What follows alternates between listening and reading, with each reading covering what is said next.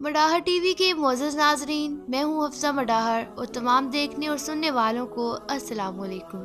عرب کی ایک مشہور عالمہ نے اپنی بیٹی کو 10 نصیحتیں کی۔ ان 10 نصیحتوں میں ایسی باتیں موجود ہیں جو قیامت تک آنے والی عورتوں کے لیے مشعل راہ ہیں۔ عالمہ نے اپنی بیٹی کو مخاطب کرتے ہوئے کہا، میری آنکھوں کی ٹھنڈک، شوہر کے گھر جا کر قناعت والی زندگی گزارنے کی کوشش کرنا۔ شوہر کے گھر جو دال روٹی ملے اس پر راضی رہنا۔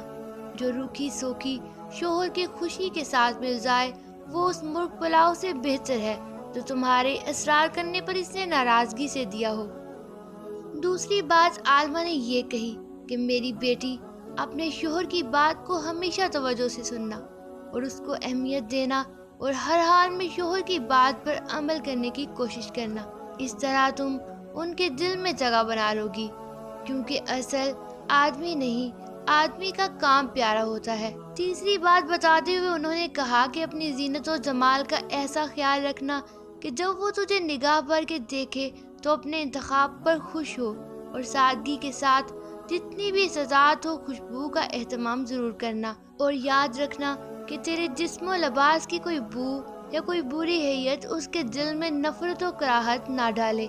چوتھی بات بتاتے ہوئے کہا کہ میری پیاری بیٹی، اپنے شوہر کی نگاہوں میں بھلی معلوم ہونے کے لیے اپنی آنکھوں کو سرمے اور کاجل سے حسن دینا، کیونکہ پرکشش آنکھیں پورے وجود کو دیکھنے والے کی نگاہوں میں جچا دیتی ہیں۔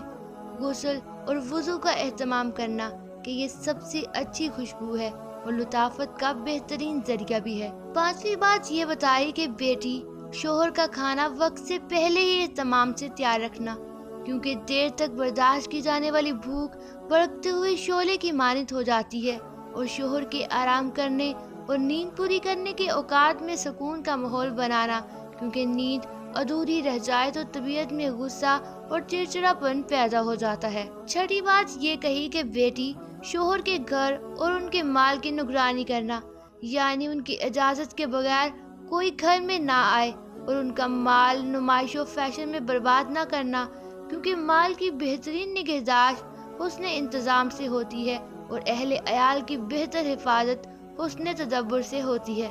عالمہ نے ساتویں بات بیٹی کو بتاتے ہوئے کہا کہ شوہر کی رازدار رہنا، ان کی نافرمانی نہ کرنا، کیونکہ ان جیسے باروب شخص کی نافرمانی جلتی پر تیل کا کام کرے گی، اور تم اگر اس کا راز دوسروں سے چھپا کر نہ رکھ سکی تو شوہر کا اعتماد تم پر سے ہٹ جائے گا، اور پھر تم بھی اس کے دو رخے پن سے محفوظ نہیں رہ پاؤ گی۔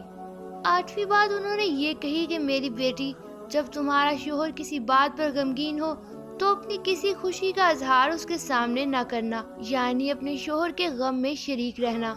شوہر کی کسی خوشی کے وقت غم کے اثرات چہرے پر نہ لانا، اور نہ ہی شوہر سے ان کے کسی رویے کی شکایت کرنا۔ اپنے شوہر کی خوشی میں خوش رہنا۔ عالمہ نے 9ویں بات بتاتے ہوئے کہا کہ بیٹی، اگر تم شوہر کی نگاہوں میں قابل احترام بننا چاہتی ہو تو اس کی عزت اور احترام کا خوب خیال رکھنا، اور اس کی مرضی کے مطابق چلنا، تو تم شوہر کو بھی زندگی کے لیے ہر لمحے پر اپنا بہترین رفیق پاؤ گی۔ عالمہ نے 10ویں بات بتاتے ہوئے کہا کہ بیٹی، میری اس نصیحت کو پلو سے باندھ لو اور اس پر گرہ لگا لو۔